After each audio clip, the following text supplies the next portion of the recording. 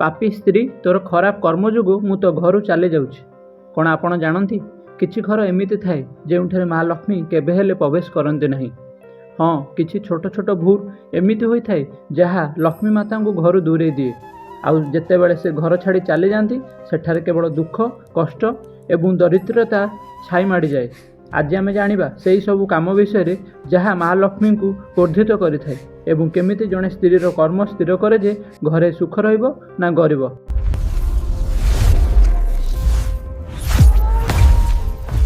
ବନ୍ଧୁଗଣ, ଆପଣଙ୍କୁ ମୋର ଛୋଟ ଅନୁରୋଧଟି, ଯେଉଁମାନେ ବି ଭିଡ଼ିଓଟିକୁ ଦେଖୁଛନ୍ତି ଶେଷ ପର୍ଯ୍ୟନ୍ତ ନିଶ୍ଚୟ ଦେଖନ୍ତୁ, କାରଣ ଶେଷ ପର୍ଯ୍ୟନ୍ତ ଦେଖିଲେ ଆପଣ କିଛି ନା କିଛି ବୁଝିପାରିବେ ବା ଏହି ଭିଡ଼ିଓରୁ କିଛି ନା କିଛି ଶିକ୍ଷା ପାଇବେ।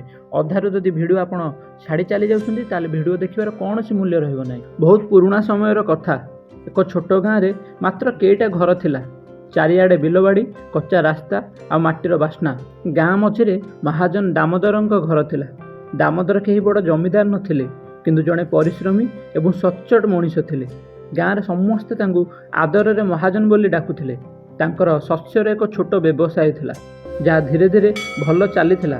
ସକାଳେ ସୂର୍ଯ୍ୟ ଉଦୟ ହେବା ମାତ୍ରେ ସେ କାମକୁ ବାହାରି ଯାଉଥିଲେ ଏବଂ ସଞ୍ଜ ଆସିଲେ ଯେତେବେଳେ ସେ ଥକି ପଡ଼ି ଘରକୁ ଫେରୁଥିଲେ, ତାଙ୍କ ପତ୍ନୀ ସୁନିତା ଓଠରେ ହସ ନେଇ ଦୁଆର ମୁହଁରେ ତାଙ୍କୁ ସ୍ୱାଗତ କରୁଥିଲେ। ସୁନିତା ଜଣେ ଅତି ଶାନ୍ତ ଓ ସଂଯମୀ ସ୍ତ୍ରୀ ଥିଲେ। ଚେହେରାରେ ସବୁବେଳେ ସାଧାସିଧା ଭାବେ ଝଲସୁଥିଲା। କପାଳରେ ଛୋଟ ସିନ୍ଦୁର ଟିପା, ମୁଣ୍ଡରେ ଶାଢ଼ୀର କାନି। ସେ ବିଶ୍ୱାସ କରୁଥିଲେ ଯେ ଘରର ପ୍ରକୃତ ସୌନ୍ଦର୍ଯ୍ୟ ସୁନା ରୂପାରେ ନଥାଏ, ବରଂ ସ୍ୱଚ୍ଛତା ଏବଂ ସଫା ମନରେ ଥାଏ।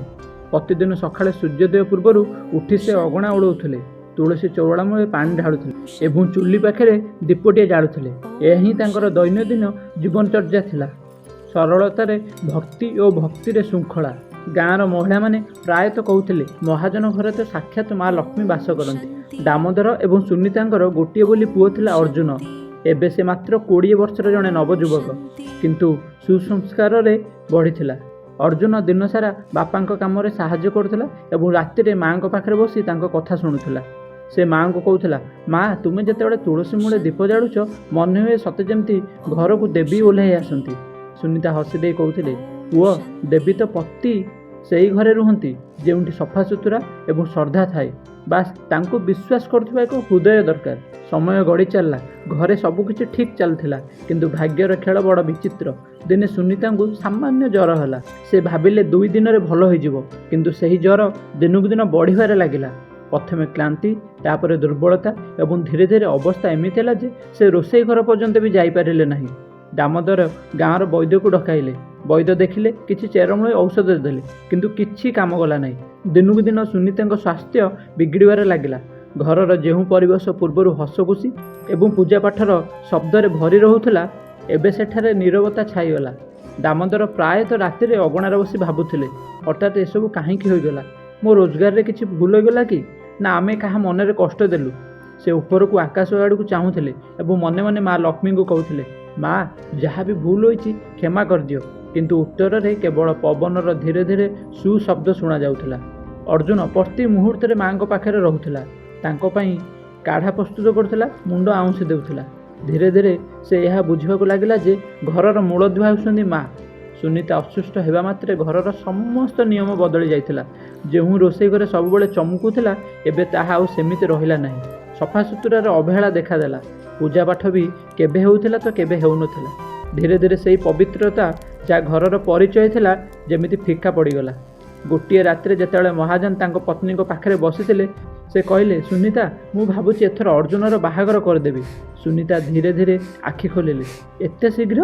ସେ ତ ଏବେ ଛୋଟ ପିଲା। ଦାମୋଦର କହିଲେ, ସେ ଆଉ ପିଲା ହୋଇନାହିଁ, ଘର ସମ୍ଭାଳିବା ସମୟ ଆସିଯାଇଛି। ଆଉ ମୁଁ ଚାହୁଁଛି ତୁମେ ଥାଉ ଥାଉ ନୂଆ ବୋହୂକୁ ନିଜ ଆଖିରେ ଦେଖିନିଅ। ଏତିକି କହୁ କହୁ ତାଙ୍କ କଣ୍ଠ ବାସରୁଗ୍ଧ ହୋଇଗଲା। ସୁନିତା କିଛି ସମୟ ଭାବିଲେ, ତାପରେ କହିଲେ, ଯଦି ତୁମକୁ ଲାଗୁଛି ଏହା ହିଁ ଠିକ୍, ତେବେ କରିଦିଅ। ପରଦିନ ହିଁ ସେ ସ୍ଥିର କଲେ ଯେ ସେ ନିଜ ପାଇଁ ଜଣେ ସୁଚରିତ୍ରା ଏବଂ ସଂସ୍କାରୀ ଝିଅ ଖୋଜିବେ, ଯିଏ ଘରକୁ ପୁଣି ସଜେଇ ଦେବ ଯେମିତି ତାଙ୍କ ପତ୍ନୀ ସଜାଡ଼ିଥିଲେ। ଗାଁରେ ଖବର ବ୍ୟାପିଗଲା ଯେ ମହାଜନ ଦାମୋଦର ନିଜ ପୁଅ ଅର୍ଜୁନ ପାଇଁ ବୋହୂ ଖୋଜୁଛନ୍ତି। ଚଉପାଢ଼ିରେ ବସିଥିବା ବୟସ୍କ ଲୋକ ହୁଅନ୍ତୁ କିମ୍ବା କୂଅ ମୂଳେ କଥା ହେଉଥିବା ମହିଳା, ସମସ୍ତଙ୍କ ଭିତରେ ଗୋଟିଏ କଥା ଚାଲିଥିଲା। କିଏ କହୁଥିଲା ମହାଜନଙ୍କୁ ବଡ଼ ଘରର ବୋହୂ ଦରକାର ହେବ, ତ କିଏ ଉତ୍ତର ଦେଉଥିଲା ନାହିଁ, ସେ ତ ସରଳତା ଏବଂ ସଂସ୍କାର ଥିବା ଘରର ଝିଅ ହିଁ ପସନ୍ଦ କରିବେ। ଧୀରେ ଧୀରେ ଏହି କଥା ସାରା ଅଞ୍ଚଳରେ ବ୍ୟାପିଗଲା। ସମସ୍ତେ ଜାଣିଥିଲେ ଯେ ମହାଜନ ଦାମୋଦର ନିଜ ପୁଅର ସଂସାର ବସାଇବା ପାଇଁ ପ୍ରସ୍ତୁତି କରୁଛନ୍ତି। ବାହାଘର ପ୍ରସ୍ତାବ ବିଷୟରେ ଆଲୋଚନା ଆରମ୍ଭ ହେବାରୁ ପାଖ ଗାଁରୁ ଲୋକମାନେ ପରାମର୍ଶ ଦେବାକୁ ଆସିଲେ। ସମସ୍ତେ ନିଜ ନିଜ ଘରର ଝିଅର ପ୍ରଶଂସା କରୁଥିଲେ। ମହାଜନ ସମସ୍ତଙ୍କ କଥା ଶୁଣୁଥିଲେ, କିନ୍ତୁ ପ୍ରତିଥର ତାଙ୍କ ମନରେ ଏହି ଗୋଟିଏ କଥା ବୁଲୁଥିଲା, ରୂପ କିମ୍ବା ଧନ ଦେଇ ସଂସାର ଚଳେ ନାହିଁ। ସଂସାର ତ ସଂସ୍କାର ଏବଂ ସଂଯମରେ ଗଢ଼ି ଉଠେ। ଏହି ସମୟରେ ତାଙ୍କର ଜଣେ ପୁରୁଣା ପରିଚିତ ଗୋବିନ୍ଦ ତାଙ୍କୁ ଦେଖା କରିବାକୁ ଆସିଲେ। ସେ କହିଲେ, ମହାଜନ, ମୋର ଜଣେ ସମ୍ପର୍କୀୟ ଘରେ ଗୋଟିଏ ଝିଅ ଅଛି। ନାଁ ତାର ରାଧା। ଖୁବ୍ ସାଧାରଣ ସରଳ ଝିଅ। ଘର ସମ୍ଭାଳିବା ଜାଣିଛି ଏବଂ ଗୁରୁଜନମାନଙ୍କୁ ଆଦର କରେ। ମୋର ମନ ହୁଏ ସେ ଆପଣଙ୍କ ପାଇଁ ଉପଯୁକ୍ତ ହେବ। ମହାଜନ କହିଲେ, ଆଚ୍ଛା, ମୁଁ ଯାଇ ଦେଖି ଆସୁଛି। ପରଦିନ ସକାଳେ ସେ ଏକାକୀ ବାହାରି ପଡ଼ିଲେ। ପୂର୍ବ କାଳରେ ବାପା ହିଁ ଯାଇ ଝିଅ ଦେଖୁଥିଲେ। ମଧ୍ୟାହ୍ନ ସୁଦ୍ଧା ମହାଜନ ସେହି ଗାଁରେ ପହଞ୍ଚିଲେ ଯେଉଁଠି ରାଧାର ଘର ଥିଲା। ଘରଟି ସାଧାରଣ ଥିଲା। ଅଗଣା ସଫାସୁତୁରା ଓ ପରିବେଶରେ ଏକ ସରଳତା ଥିଲା। ରାଧାର ବାପା ଆଦରର ସହ ତାଙ୍କୁ ସ୍ୱାଗତ କଲେ। କଥାବାର୍ତ୍ତା ଚାଲିଥିବା ସମୟରେ ରାଧା ପାଣି ନେଇ ଆସିଲା। ମୁଣ୍ଡ ନୁଆଁଇ ଶାନ୍ତ ଓ ସଂସ୍କାରୀ ଭାବରେ ମହାଜନ ମନେ ମନେ କହିଲେ, ଏହା ହିଁ ସେଇ ଝିଅ ଯାହା ଭିତରେ ସଂସାର ବସାଇବାକୁ ବୁଝାମଣା ଅଛି। ସେହିଦିନ ହିଁ ମହାଜନ ସେଠାରେ ପ୍ରସ୍ତାବ ସ୍ଥିର କରିଦେଲେ ଏବଂ କହିଲେ, ଏବେ ବାସ୍ ଏକ ଶୁଭ ଦିନ ଦେଖନ୍ତୁ, ମୁଁ ମୋ ବୋହୂକୁ ଖୁବ୍ ଶୀଘ୍ର ଘରକୁ ନେଇଯିବି। ଘରକୁ ଫେରି ସେ ସୁନିତାଙ୍କୁ କହିଲେ, ମୁଁ ଝିଅଟି ଦେଖି ଆସିଲି। ନାଁ ତାର ରାଧା। ସ୍ୱଭାବ ବହୁତ ଭଲ। ଚେହେରାରେ ସରଳତା ଅଛି ଏବଂ ଆଖିରେ ସମ୍ମାନ ଝଲସୁଛି। ସୁନିତା ଶାନ୍ତ ସ୍ୱରରେ କହିଲେ, ଯଦି ତୁମ ମନକୁ ଠିକ୍ ଲାଗୁଛି ତେବେ ତାହା ହିଁ ସଠିକ୍। ଝିଅ ସିଏ ଯିଏ ଘରକୁ ଆପଣେଇ ନିଏ। ମହାଜନ ମୁଣ୍ଡ ହଲାଇଲେ। ମନକୁ ଶାନ୍ତି ମିଳିଲା। ଲାଗିଲା ଯେମିତି ଘରଟା ପୁଣି ଥରେ ହସି ଉଠିବ। କିଛି ଦିନ ମଧ୍ୟରେ ସମ୍ବନ୍ଧ ସ୍ଥିର ହୋଇଗଲା। ଶୁଭ ମୁହୂର୍ତ୍ତ ବି ବାହାରିଗଲା ଏବଂ ଦୁଇଟି ଯାକ ଘରେ ଖୁସିର ଲହଡ଼ି ଖେଳିଗଲା। ସମୟ ବିତିଗଲା ଏବଂ ବାହାଘର ଦିନ ବି ଆସିଗଲା। ଖୁବ୍ ସରଳ ଭାବରେ କିନ୍ତୁ ସମସ୍ତ ରୀତିନୀତି ଅନୁଯାୟୀ ବିବାହ ସମ୍ପନ୍ନ ହେଲା। ରାଧା ଏବେ ମହାଜନ ଦାମୋଦର ଘରର ବୋହୂ ହୋଇସାରିଥିଲା। ବାହାଘରର କିଛି ସପ୍ତାହ ବିତି ଯାଇଥିଲା। ଘରେ ଏକ ନୂଆ ଚମକ ଥିଲା। ସବୁକିଛି ଯେମିତି ପୁଣି ଥରେ ଜୀବନ୍ତ ହୋଇ ଉଠିଲା। ରାଧା ସକାଳୁ ଶୀଘ୍ର ଉଠୁଥିଲା, ଅଗଣାରେ ପାଣି ଛିଞ୍ଚୁଥିଲା, ତୁଳସୀ ଚଉରାକୁ ପ୍ରଣାମ କରୁଥିଲା ଏବଂ ରୋଷେଇ ଘରେ ମା ଅନ୍ନପୂର୍ଣ୍ଣାଙ୍କ ଭୋଗ ପ୍ରସ୍ତୁତ କରୁଥିଲା। ସୁନିତାଙ୍କ ଚେହେରାରେ ଏକ ଆଶ୍ୱାସନା ଥିଲା। ତାଙ୍କୁ ଲାଗୁଥିଲା ସତେ ଯେମିତି ଘରେ ମା ଲକ୍ଷ୍ମୀ ନିଜେ ଆସି ବାସ କରିଛନ୍ତି। କିନ୍ତୁ ଯେମିତି ଯେମିତି ଦିନ ଗଡ଼ିଲା, ରାଧାର ଅଭ୍ୟାସ ବଦଳିବାକୁ ଲାଗିଲା। ସେ ଏବେ ସକାଳେ ବିଳମ୍ବ ପର୍ଯ୍ୟନ୍ତ ଶୋଇବାକୁ ଲାଗିଲା ଏବଂ କିଛି ଦିନ ମଧ୍ୟରେ ଅଗଣା ସଫା କରିବାର ସମୟ ବଦଳିଗଲା। ପୂର୍ବରୁ ସୂର୍ଯ୍ୟୋଦୟ ପୂର୍ବରୁ ଝାଡ଼ୁର ଶବ୍ଦ ଶୁଣାଯାଉଥିଲା। ଏବେ ସୂର୍ଯ୍ୟ ମୁଣ୍ଡ ଉପରକୁ ଆସି ଯାଉଥିଲେ ବି ଅଗଣାରେ ଝଡ଼ାପତ୍ର ଗୁଡ଼ିକ ସେମିତି ପଡ଼ି ରହୁଥିଲା। ଦିନେ ସକାଳେ ସୁନିତା ତୁଳସୀ ମୂଳେ ଜଳ ଢାଳିବାକୁ ବାହାରିଲେ। ତେବେ ଦେଖିଲେ ଯେ ଝାଡ଼ୁଟି କୋଣରେ ପଡ଼ି ରହିଛି ଆଉ ରାଧା ଏପର୍ଯ୍ୟନ୍ତ ଉଠି ନାହିଁ। ସେ ଘର ଭିତରକୁ ଗଲେ ଏବଂ ଧୀରେ କହିଲେ, ଝିଅ, ଏବେ ତ ଖରା ଅଗଣାକୁ ଆସିଗଲାଣି, ଉଠିପଡ଼। ଘରର ସ୍ତ୍ରୀ ସକାଳର ସଫାସୁତୁରାରୁ ହିଁ ଆରମ୍ଭ ହୋଇଥାଏ। ରାଧା ଆଖି ମିଳିମିଳି ଚାହିଁଲା ଏବଂ କହିଲା, ମା, ଆଜି ମୋତେ ବହୁତ ନିଦ ଲାଗୁଥିଲା। ଦୟାକରି ଆଉ ଟିକେ ଶୋଇବାକୁ ଦିଅନ୍ତୁ। ସୁନିତା କହିଲା, ଝିଅ, ଡେରି ଯାଇ ଶୋଇଲେ ମନରେ ଆଳସ୍ୟ ଆସେ ଆଉ ମନ ଯଦି ଆଳସ୍ୟରେ ଭରିଯାଏ ତେବେ ଲକ୍ଷ୍ମୀ ମା ବି ଘରର ରାସ୍ତା ଭୁଲି ଯାଆନ୍ତି। ସକାଳର ପବନ ଏବଂ ସୂର୍ଯ୍ୟ କିରଣ ଘରର ଉନ୍ନତି ହୋଇଥାନ୍ତି। ଏହାକୁ ଏମିତି ନଷ୍ଟ କର ନାହିଁ। ରାଧା ଟିକେ ହସି ଦେଇ କହିଲା, ମା, ମୁଁ କାଲିଠାରୁ ଧ୍ୟାନ ରଖିବି। କିନ୍ତୁ ପରଦିନ ବି ସେଇଆ ହେଲା। ସୂର୍ଯ୍ୟ ଉଦୟ ହେଲେ ଅଗଣାରେ ନୀରବତା ଛାଇ ରହିଲା ଏବଂ ତୁଳସୀ ଚଉଳାର ମାଟି ଶୁଖିଲା ପଡ଼ିଥିଲା। କିଛି ଦିନ ପରେ ଆଉ ଏକ କଥା ହେଲା। ରାଧା ଝାଡ଼ୁ କରୁଥିଲା। ସେତିକିବେଳେ ଝାଡ଼ୁଟି ଭୁଲବଶତଃ ତାର ଗୋଡ଼ରେ ବାଜିଗଲା। ସୁନିତା ଏହା ଦେଖିବା ମାତ୍ରେ ପାଟି କଲେ, ରାଧା ଝିଅ, ଝାଡ଼ୁରେ ଗୋଡ଼ ଲଗାଉ ନାହିଁ। ଏହା ମା ଲକ୍ଷ୍ମୀଙ୍କ ପ୍ରତୀକ ଅଟେ। ରାଧା ହସି ହସି କହିଲା, ଆରେ ମା, ଏଇଟା ତ କେବଳ ଗୋଟେ ଝାଡ଼ୁ, ଭୁଲରେ ବାଜିଗଲା। ଏଥିରେ ପୁଣି ଅଶୁଭ କ'ଣ? ସୁନିତା ଝାଡ଼ୁଟିକୁ ଟେକି ନେଇ କାନ୍ଥ ପାଖରେ ରଖି କହିଲେ, ଝିଅ, ଏଇଟା ହିଁ ଭୁଲ। ଯେତେବେଳେ ମଣିଷ ଛୋଟ ଛୋଟ କଥାକୁ ହାଲକା ଭାବେ ନିଏ ସେତେବେଳେ ବଡ଼ ବଡ଼ ସୁଖ ସମ୍ବନ୍ଧୀ ତାଠାରୁ ଦୂରେଇ ଯାଏ। ଝାଡ଼ୁ କେବଳ ସଫା କରିବାର ସାଧନା ନୁହେଁ, ଏହା ଲକ୍ଷ୍ମୀଙ୍କ ଆଶୀର୍ବାଦ ଯାହା ଅଳିଆ ଆବର୍ଜନା ଦୂର କରେ। ରାଧା ଧୀର ସ୍ୱରରେ କହିଲା, ମା, ଆପଣ ବି ନା ସବୁ ଜିନିଷକୁ ପୂଜା ବନେଇ ଦିଅନ୍ତି। ସୁନିତା ହସିଦେଲେ ସତ, ହେଲେ ତାଙ୍କ ଆଖିରେ ଚିନ୍ତାର ରେଖା ଦେଖାଦେଲା। ଧୀରେ ଧୀରେ ରାଧାର ମନ ଘର ସଫା କରିବା ଏବଂ ରୋଷେଇରୁ ହଟିବାକୁ ଲାଗିଲା।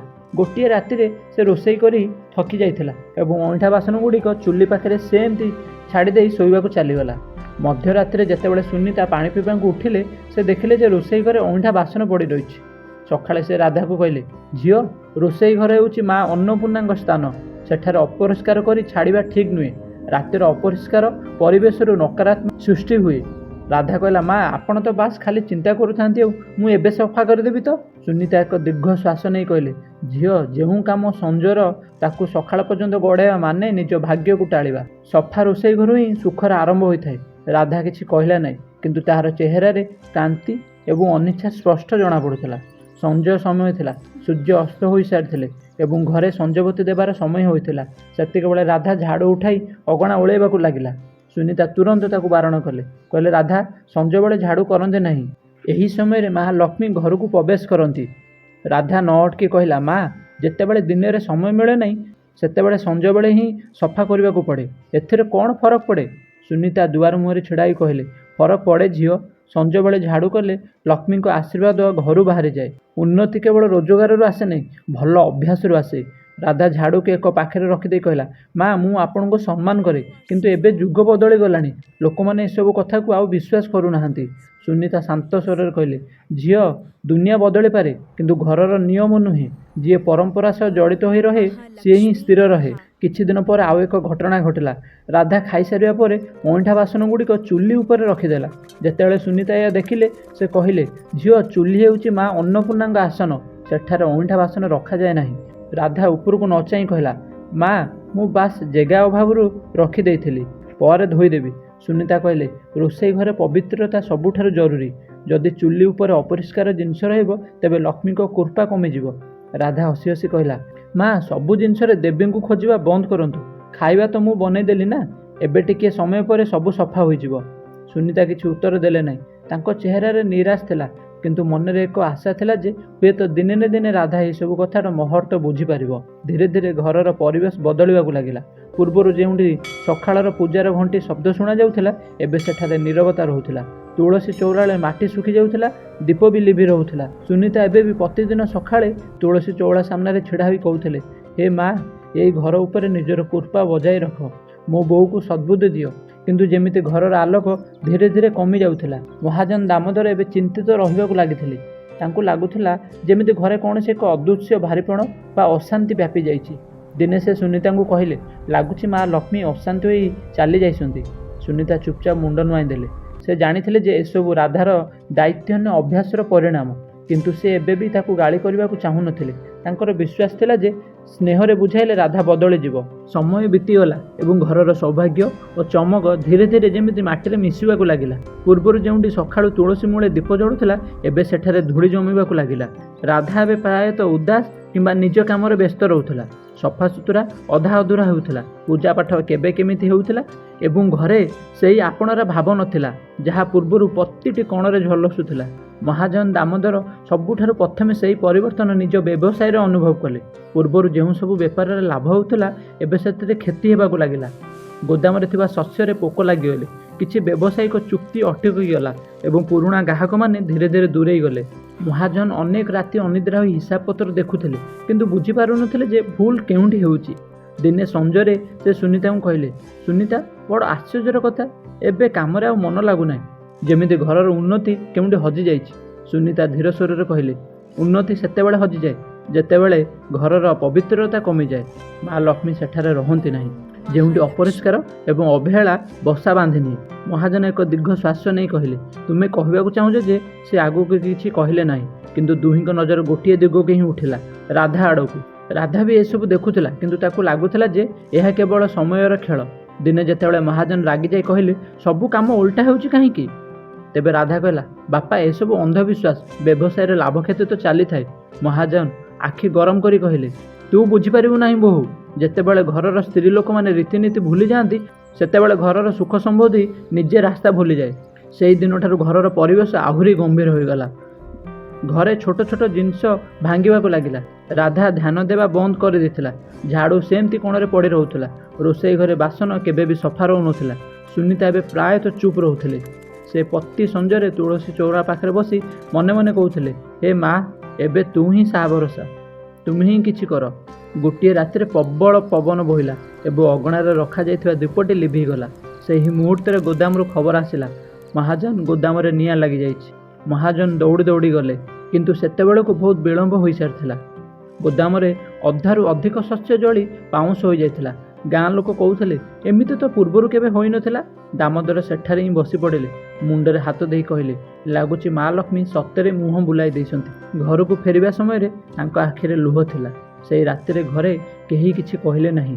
ମହାଜନଙ୍କ ମନରେ ପ୍ରଥମ ଥର ପାଇଁ ଏହି ଅନୁଭୂତି ଆସିଲା ଯେ ଏବେ ଯଦି କିଛି ନ ବଦଳେ ତେବେ ଏହି ଘରର ଖୁସି କେବେ ବି ଫେରିବ ନାହିଁ। ମହାଜନଙ୍କ ପରିଶ୍ରମ, ସୁନାମ ଏବଂ ସମ୍ମାନ ସବୁକିଛି ଏକା ସାଙ୍ଗେ ବୁଡ଼ିଗଲା। ଘରର ପରିବେଶ ବି ଏବେ ସମ୍ପୂର୍ଣ୍ଣ ବଦଳି ଯାଇଥିଲା। ପୂର୍ବରୁ ଯେଉଁଠି ପ୍ରତି ସକାଳେ ପୂଜାର ଘଣ୍ଟି ଏବଂ ତୁଳସୀର ସୁବାସ ଥିଲା, ଏବେ ସେଠାରେ କେବଳ ନୀରବତା ଥିଲା। ମହାଜନ ଦାମୋଦର ଦିନରାତି ଚିନ୍ତାରେ ବୁଡ଼ି ରହୁଥିଲେ। ରାତିରେ ପ୍ରାୟତଃ ବାରାଣ୍ଡାରେ ବସି ଗୁଣଗୁଣ ହୋଇ କହୁଥିଲେ, ମା ଲକ୍ଷ୍ମୀ ତୁମେ କେଉଁଠିକି ଚାଲିଗଲ? ଦିନେ ସଞ୍ଜରେ ମହାଜନ ଘରକୁ ଫେରିଲେ। ରାଗରେ ତାଙ୍କ ଚେହେରା ଲାଲ ହୋଇଯାଇଥିଲା। ସେ ଅଗଣାରେ ବସି ପଡ଼ିଲେ ଏବଂ ହଠାତ୍ କହିଲେ, ବାସ୍ ଏବେ ମୁଁ ଏଇସବୁ ସହ କରିପାରିବି ନାହିଁ। ସୁନିତା ଚମକି ପଡ଼ି ପଚାରିଲେ, କ'ଣ ହେଲା? ମହାଜନ ଜୋରରେ କହିଲେ, କ'ଣ କହିବି, ସବୁ ଶେଷ ହୋଇଗଲା। ପରିଶ୍ରମ, ସମ୍ମାନ, ବ୍ୟବସାୟ ସବୁ ଜାଳିପୋଡ଼ି ଛାରଖାର ହୋଇଗଲା। ଆଉ ମୁଁ ଜାଣିଛି ଏସବୁ କାହା ଯୋଗୁଁ ହୋଇଛି। ତାଙ୍କ ନଜର ପାଖରେ ଛିଡ଼ା ହୋଇଥିବା ରାଧା ଉପରେ ଅଟକିଗଲା। ରାଧା ଡରିଗଲା। ସେ ଧୀର ସ୍ୱରରେ କହିଲା, ବାପା ମୋ ଠାରୁ କ'ଣ ଭୁଲ ହୋଇଛି? ମୁଁ ତ ପ୍ରତିଦିନ ନିଜ କାମ କରୁଛି। ମହାଜନଙ୍କ ସ୍ୱର ଗମ୍ଭୀର ଓ କମ୍ପିତ ଥିଲା। କାମ? ତୁ ଘରର ରୂପ ବଦଳାଇ ଦେଲୁ ବୋହୂ। ନା ଅଛି ସଫାସୁତୁରା, ନା ଶ୍ରଦ୍ଧା, ନା ସକାଳର ସଞ୍ଜବତୀ। ଯେତେବେଳେ ସ୍ତ୍ରୀ ଲୋକ ଘରର ମର୍ଯ୍ୟାଦା ଭୁଲିଯାଏ ସେତେବେଳେ ଲକ୍ଷ୍ମୀ ମା ବି ତାର ସାଥ ଛାଡ଼ି ଦିଅନ୍ତି। ଯେଉଁ ଦିନଠାରୁ ତୁ ଏ ଘରକୁ ଆସିଛୁ ସେହି ଦିନଠାରୁ ଉନ୍ନତି କମିବାରେ ଲାଗି। ରାଧାର ଆଖିରେ ଲୁହ ଭରିଗଲା। ସେ କାନ୍ଦି କାନ୍ଦି କହିଲା, ମୁଁ କାହାର ଖରାପ ଚାହିଁ ନାହିଁ ବାପା। ମୁଁ ବାସ୍ ନିଜ ଢଙ୍ଗରେ ବଞ୍ଚିବାକୁ ଚେଷ୍ଟା କରୁଥିଲି। ଯଦି ପୂଜା ପାଠରେ ଡେରି ହୋଇଯାଏ କିମ୍ବା ସଫା କରିବାରେ କିଛି କମି ରହିଯାଏ ତେବେ କ'ଣ ସବୁ ବିନାଶର ମୂଳ ହିଁ ମୁଁ? ମହାଜନ ରାଗରେ ଉଠି ଛିଡ଼ା ହେଲେ ଏବଂ କହିଲେ, ହଁ, କାରଣ ଘରର ମୂଳଦୁଆ ସ୍ତ୍ରୀର କର୍ମ ଉପରେ ତିଷ୍ଠିଥାଏ। ଯଦି ସେଇଟା ହିଁ ଦୁର୍ବଳ ହୋଇଯାଏ ତେବେ ସାରା ଘର ଭାଙ୍ଗି ପଡ଼େ। ତୁ ଆସିବା ପରେ ନା ଶାନ୍ତି ରହିଲା ନା ସମୃଦ୍ଧି। ଏବେ ମୁଁ ତୋତେ ଆଉ କିଛି କହିପାରିବିନି। ବାସ୍ ଏତିକି କହିବି ଯେ ଘରୁ ଚାଲିଯା ରାଧା, ଚାଲିଯା ଆଉ ନିଜ କର୍ମ ବିଷୟରେ ନିଜେ ଚିନ୍ତା କର। ରାଧା ସ୍ତବ୍ଧ ହୋଇଗଲା। ସେ କମ୍ପିତ ସ୍ୱରରେ କହିଲା, ମା ଆପଣ ତ କିଛି କୁହନ୍ତୁ। କ'ଣ ସତରେ ମୋ ଯୋଗୁଁ ହିଁ ଏସବୁ ହେଲା? ସୁନିତା ଆଖିରେ ଲୁହ ଥିଲା କିନ୍ତୁ ମୁହଁରେ ଶବ୍ଦ ବାହାରିଲା ନାହିଁ। ରାଧାର ଆଖିରୁ ଲୁହ ଝରି ପଡ଼ିଲା। ମହାଜନ କଠୋର ସ୍ୱରରେ କହିଲେ, ଏବେ ଏଇ ଦୁଆର ବନ୍ଧ ପାର ହୁଅ ନାହିଁ ଯେପର୍ଯ୍ୟନ୍ତ ମନ ଏବଂ ଘର ଦୁଇଟି ଯାକ ପବିତ୍ର ନ ହୋଇଛି। ରାଧା କିଛି ନ କହି ମୁଣ୍ଡ ନୁଆଁଇଲା। ସେ ଧୀରେ ଧୀରେ ସେଇ ଦୁଆର ବନ୍ଧ ପାର କଲା ଯେଉଁ ଦୁଆର ବନ୍ଧ କିଛି ମାସ ପୂର୍ବରୁ ସେ ପ୍ରଥମ ଥର ପାଇଁ ପାଦ ଥାପିଥିଲା। ଏବଂ ରାଧା କିଛି ନ କହି କୌଣସି ଜିନିଷପତ୍ର ନ ନେଇ ଲୁହ ଭିଜା ଶାଢ଼ୀରେ ସେଇ ଘରୁ ବାହାରିଗଲା। ପାଦ ଦୁଇଟି ଭାରି ଥିଲା କିନ୍ତୁ ମନରେ ଏକ ସଂକଳ୍ପ ଚାଲିଥିଲା। ଏବେ ସେ ମା ଲକ୍ଷ୍ମୀଙ୍କୁ କ୍ଷମା ମାଗିବ। ଏଥିପାଇଁ ଚାହେଁ ତାକୁ ନିଜକୁ କାହିଁକି ମିଶାଇ ଦେବାକୁ ନ ପଡ଼ୁ। ରାତିଟି ଖୁବ୍ ଥଣ୍ଡା ଥିଲା। ରାସ୍ତା ସୁନସାନ। ଗାଁରୁ ବାହାରିବା ମାତ୍ରେ ଘନ ଜଙ୍ଗଲ ଆରମ୍ଭ ହୋଇଗଲା। ଗଛଲତାର ଛାଇ ଯୋଗୁଁ ଜହ୍ନର କିରଣ ବି ଖୁବ୍ କଷ୍ଟରେ ତଳକୁ ପହଞ୍ଚୁଥିଲା। ସେ ସେଠାରେ ଥିବା ଏକ ପୁରୁଣା ବରଗଛ ମୂଳେ ବସି ପଡ଼ିଲା। ଆଖିରୁ ଲୁହ ଅଟକୁ ନଥିଲା କିନ୍ତୁ ଭିତରେ ଏକ ଅଦ୍ଭୁତ ଦୃଢ଼ତା ଥିଲା। ସେ ହାତ ଯୋଡ଼ି କହିଲା, ମା ଯେପର୍ଯ୍ୟନ୍ତ ତୁମେ ଦର୍ଶନ ନ ଦେଇଛ ନା ମୁଁ ଅନ୍ନ ଗ୍ରହଣ କରିବି ନା ଜଳ। ରାତି ପାହିଲା, ଦିନ ହେଲା। ଭୋକ ଶୋଷରେ ଶରୀର ଭାଙ୍ଗି ପଡ଼ିଲା କିନ୍ତୁ ତାର ମନ ଆହୁରି ମଜବୁତ ହେବାକୁ ଲାଗିଲା। ତୃତୀୟ ଦିନ ଯେତେବେଳେ ସୂର୍ଯ୍ୟ ଅସ୍ତ ହେବାକୁ ଆସିଲା ସେତେବେଳେ ଚାରିଆଡ଼େ ହଠାତ୍ ଏକ ମୃଦୁ ଆଲୋକ ବ୍ୟାପିଗଲା। ରାଧା ଆଖି ଖୋଲିଲା। ସାମ୍ନାରେ ଏକ ସୁବର୍ଣ୍ଣ ଆଭା ଥିଲା ଏବଂ ସେହି ଆଭାରୁ ଏକ ଦିବ୍ୟ ସ୍ୱରରେ ଶୁଣାଗଲା, ରାଧା। ସେ କମ୍ପିତ ଅବସ୍ଥାରେ ଉଠି ଛିଡ଼ା ହେଲା। ମା ଲକ୍ଷ୍ମୀ, କ'ଣ ସତରେ ଆପଣ ମୋ ସାମ୍ନାରେ ଅଛନ୍ତି? ମା ଲକ୍ଷ୍ମୀ ହସିଦେଲେ। ତାଙ୍କ ଚେହେରା ଆଲୋକରେ ଉଦ୍ଭାସିତ ଥିଲା। ହଁ ଝିଅ, ମୁଁ ଆସିଛି। ତୋର ଡାକ ସତ୍ୟ ଥିଲା। ତୋର ଅନୁତାପ ମୋତେ ଏଠାକୁ ଟାଣି ଆଣିଛି। କିନ୍ତୁ କହ, ତୁ ଏତେ ଦୁଃଖୀ କାହିଁକି? ରାଧା ଭୂମିରେ ଆଣ୍ଠୁ ମାଡ଼ି ବସି ପଡ଼ିଲା ଏବଂ ଲୁହଭରା ସ୍ୱରରେ କହିଲା, ମା ମୋ ଠାରୁ ବହୁତ ବଡ଼ ଭୁଲ ହୋଇଯାଇଛି। ମୁଁ ତୁମର ପରମ୍ପରାକୁ ଅବହେଳା କରି ଶାଶୁ ମାଙ୍କ କଥାକୁ ପୁରୁଣା ଚିନ୍ତାଧାରା ବୋଲି ଭାବିଲି। ଆଉ ଏବେ ମୋ ଯୋଗୁଁ ସବୁକିଛି ନଷ୍ଟ ହୋଇଗଲା। କୃପା କରି ମୋତେ କୁହନ୍ତୁ ମା, ମୁଁ କେଉଁ କେଉଁ ସବୁ ଭୁଲ କରିଛି? ମା ଲକ୍ଷ୍ମୀଙ୍କ ସ୍ୱର ମଧୁର କିନ୍ତୁ ଗମ୍ଭୀର ଥିଲା। ଝିଅ ଶୁଣ, ଯେତେବେଳେ କୌଣସି ସ୍ତ୍ରୀ ଏହିସବୁ ଭୁଲ କରେ ସେତେବେଳେ ମୁଁ ନିଜେ ସେଇ ଘରୁ ଦୂରେଇ ଯାଏ। ତାପରେ ସେ ନିଜର ଉଜ୍ଜଳ ହାତ ପାପୁଲି ଟେକି ଗୋଟି ଗୋଟି କରି କହିଲେ, ପ୍ରଥମ ଭୁଲ, ଯେତେବେଳେ କୌଣସି ସ୍ତ୍ରୀ ଝାଡ଼ୁରେ ଗୋଡ଼ ଲଗାଏ ସେ ମା ଲକ୍ଷ୍ମୀକୁ ଅପମାନିତ କରେ କାରଣ ଝାଡ଼ୁ ହିଁ ସ୍ୱଚ୍ଛତା ଏବଂ ସମୃଦ୍ଧିର ପ୍ରତୀକ। ଦ୍ୱିତୀୟ ଭୁଲ, ଯେଉଁଠିରେ ଅଇଁଠା ବାସନ ଚୁଲି ଉପରେ ରଖାଯାଏ ସେତେବେଳେ ଅନ୍ନର ଦେବୀ ମା ଅନ୍ନପୂର୍ଣ୍ଣା ଅଶାନ୍ତି ହୁଅନ୍ତି। ଯେଉଁଠି ଅପବିତ୍ରତା ଥାଏ ମୁଁ ସେଠାକୁ ପ୍ରବେଶ କରେ ନାହିଁ। ତୃତୀୟ ଭୁଲ, ଯେତେବେଳେ ଦୁଆର ବନ୍ଧ ଉପରେ ବସି ଭୋଜନ କରାଯାଏ ସେହି ସ୍ଥାନ ଯାହା ସ୍ୱାଗତ ଏବଂ ଆଶୀର୍ବାଦର ସ୍ଥାନ ତାହା ଅଶୁଦ୍ଧ ହୋଇଯାଏ। ମୁଁ ଦୁଆର ବନ୍ଧୁ ହିଁ ଫେରିଯାଏ। ଚତୁର୍ଥ ଭୁଲ, ଯେତେବେଳେ ସଞ୍ଜବେଳେ ଘର ଝାଡ଼ୁ କରାଯାଏ ତାହା ମୋର ଆଗମନର ସମୟ, ମୋତେ ହିଁ ଘରୁ ବାହାର କରିଦେଇଥାଏ। ପଞ୍ଚମ ଭୁଲ, ଯେତେବେଳେ ସ୍ତ୍ରୀ ଲୋକମାନେ ସକାଳେ ବିଳମ୍ବ ପର୍ଯ୍ୟନ୍ତ ଶୁଅନ୍ତି ଏବଂ ସୂର୍ଯ୍ୟୋଦୟ ପରେ ବି ଘରର ଦୁଆର ବନ୍ଦ ରହେ। ଯେତେବେଳେ ଆଳସ୍ୟ ଯୋଗୁଁ ଘରର ସକାରାତ୍ମକ ଶକ୍ତି ନଷ୍ଟ ହୋଇଯାଏ, ମୁଁ ଏମିତି ଘରେ ରହେ ନାହିଁ। ଷଷ୍ଠ ଭୁଲ, ଯେତେବେଳେ ଅଗଣା ସଫା ହୁଏ ନାହିଁ ସେଠାରେ ନକାରାତ୍ମକ ବ୍ୟାପିଯାଏ ଏବଂ ମୁଁ ଯେଉଁଠି ଅଳିଆ ଆବର୍ଜନା ଦେଖେ ସେଠାରୁ ଫେରିଯାଏ। ସପ୍ତମ ଭୁଲ, ଯେତେବେଳେ ଅଇଁଠା ବାସନ ଦିନସାରା ରୋଷେଇ ଘରେ ପଡ଼ି ରହେ ତାହା ଅନ୍ଧକାର ଏବଂ ଦରିଦ୍ରତାକୁ ଡାକି ଆଣେ, ମୁଁ ଏଭଳି ଘରୁ ବିଦାୟ ନେଇଯାଏ। ଅଷ୍ଟମ ଭୁଲ, ଯେତେବେଳେ କାହା ସାମ୍ନାରେ କବାଟକୁ ଗୋଡ଼ରେ କିମ୍ବା ଜୋତା ପକାଇ ବନ୍ଦ କରାଯାଏ ତାହା ଘରର ମର୍ଯ୍ୟାଦାକୁ କ୍ଷତି ପହଞ୍ଚାଏ। ଯେଉଁଠି ଆଦର ସମ୍ମାନ ନଥାଏ ମୁଁ ସେଠାରେ ରହିପାରେ ନାହିଁ। ନବମ ଭୁଲ, ଯେତେବେଳେ ଘରେ ସବୁବେଳେ କଳି ଝଗଡ଼ା ଏବଂ କଟୁତା ରହେ, ମୋର ସ୍ୱରୂପ ଯାହା ଶାନ୍ତି ଅଟେ ତାହା ସେଠାରେ ତିଷ୍ଠିପାରେ ନାହିଁ। ଦଶମ ଭୁଲ, ଏବଂ ଯେତେବେଳେ ସ୍ତ୍ରୀ ଲୋକମାନେ ନିଜର ପୂଜାପାଠ, ସ୍ୱଚ୍ଛତା ଏବଂ ସଂଯମକୁ ହାଲକା ଭାବେ ନିଅନ୍ତି, ସେମାନେ ନିଜ ହାତରେ ହିଁ ସୁଖର ଦ୍ୱାର ବନ୍ଦ କରିଦିଅନ୍ତି। ମା ଲକ୍ଷ୍ମୀଙ୍କ ସ୍ୱର ଧୀର ହେଲା, ମନେ ରଖ ଝିଅ, ମୁଁ ସବୁବେଳେ ସେଇଠି ବାସ କରେ ଯେଉଁଠି ସ୍ୱଚ୍ଛତା, ଶ୍ରଦ୍ଧା ଓ ନିର୍ମଳ ମନ ଥାଏ। ଏହା କେବଳ ଏକ ରୀତି ନୁହେଁ, ଏହା ଜୀବନର ସନ୍ତୁଳନ। ରାଧା ଆଖିରୁ ଲୁହ ଅଟକୁ ନଥିଲା। ସେ କମ୍ପିତ ସ୍ୱରରେ କହିଲା, ମା, ଏବେ ମୁଁ ବୁଝିପାରିଲି ଘରର ଉନ୍ନତି ସଜାବଟରୁ ଆସେ ନାହିଁ ବରଂ ଆଦର ଏବଂ ପବିତ୍ରତାରୁ ଆସିଥାଏ। ମା ଲକ୍ଷ୍ମୀ ହସିଲେ, ତୁ ନିଜର ଭୁଲ ସ୍ୱୀକାର କରିଛୁ, ଏବେ ତୋ ଘର ପୁଣି ଆଲୋକିତ ହେବ। ଯା, ନିଜ ଶାଶୁଘରକୁ ଫେରିଯା, ତୋର ଫେରିବା ମାତ୍ରେ ଘରର ଉନ୍ନତି ଓ ସମୃଦ୍ଧି ପୁଣି ଫେରି ଆସିବ। ଏତିକି କହି ଦେବୀଙ୍କ ରୂପ ଧୀରେ ଧୀରେ ଆଲୋକ ମଧ୍ୟରେ ବିଲୀନ ହୋଇଗଲା। ରାଧା ସେଠାରେ ପ୍ରଣାମ କରି ରହିଲା ଏବଂ ହାତ ଯୋଡ଼ି କହିଲା, ମା, ମୁଁ ତୁମର ବଚନ ରକ୍ଷା କରିବି। ଏହି ଜନ୍ମରେ ମୁଁ ଆଉ କେବେ ଏମିତି ଭୁଲ କରିବି ନାହିଁ। ତାପରେ ସେ ମୁଣ୍ଡ ଟେକିଲା, ଆଖିରେ ଏକ ସୁନ୍ଦର ହସ ଥିଲା ଏବଂ ସେ ଗାଁ ଆଡ଼କୁ ପାଦ ବଢ଼ାଇଲା। ସେ ଯେମିତି ଘରର ଦୁଆରବନ୍ଧ ପାର କଲା, ସୁନିତା ଦୌଡ଼ି ଆସିଲେ ଏବଂ ଆଖିର ଲୁହ ନେଇ କହିଲେ, ରାଧା, ତୁ ଫେରି ଆସିଲୁ? ରାଧା କହିଲା, ମା, ମୁଁ ସବୁ ବୁଝିଯାଇଛି। ମା ଲକ୍ଷ୍ମୀ ଘରେ ସେତେବେଳେ ହିଁ ବାସ କରନ୍ତି ଯେତେବେଳେ ସ୍ୱଚ୍ଛତା, ପୂଜା ଏବଂ ଶ୍ରଦ୍ଧା ଏକାଠି ଥାଏ। ସେହି ଦିନଠାରୁ ଘରେ ପୁଣି ଥରେ ସୌଭାଗ୍ୟ ଫେରିଆସିଲା। ବ୍ୟବସାୟ ସମ୍ଭାଳିଗଲା ଏବଂ ସାରା ଗାଁରେ ଏହି କଥା ଚର୍ଚ୍ଚା ହେବାକୁ ଲାଗିଲା। ମହାଜନଙ୍କ ଘରେ ମା ଲକ୍ଷ୍ମୀ ପୁଣି ଥରେ ବାସ କଲେ। ବନ୍ଧୁଗଣ, ମନେ ରଖନ୍ତୁ, ଯେଉଁ ସ୍ତ୍ରୀ ଲୋକମାନେ ଘରେ ଅପରିଷ୍କାର ପରିବେଶ ରଖନ୍ତି, ବିଳମ୍ବ ପର୍ଯ୍ୟନ୍ତ ଶୁଅନ୍ତି, ରୋଷେଇ ଘରେ ଅଇଁଠା ବାସନ ଛାଡ଼ି ଦିଅନ୍ତି, ସଞ୍ଜବେଳେ ଝାଡ଼ୁ କରନ୍ତି, ଦୁଆର ବନ୍ଧରେ ବସନ୍ତି କିମ୍ବା ସଫାସୁତୁରାକୁ ହାଲକା ଭାବେ ନିଅନ୍ତି, ସେହି ଘରେ ମା ଲକ୍ଷ୍ମୀ କେବେ ହେଲେ ପ୍ରବେଶ କରନ୍ତି ନାହିଁ। ଏମିତି ଘରେ ସୁଖ ଶାନ୍ତି ରହେ ନାହିଁ ବରଂ ଦରିଦ୍ରତା ଏବଂ ଦୁଃଖର ବାସସ୍ଥାନ ପାଲଟିଯାଏ। ମା ଲକ୍ଷ୍ମୀ କେବଳ ସେହି ଘରେ ବାସ କରନ୍ତି ଯେଉଁଠି ସ୍ୱଚ୍ଛତା, ସତ୍ୟତା ଏବଂ ଶ୍ରଦ୍ଧା ଥାଏ।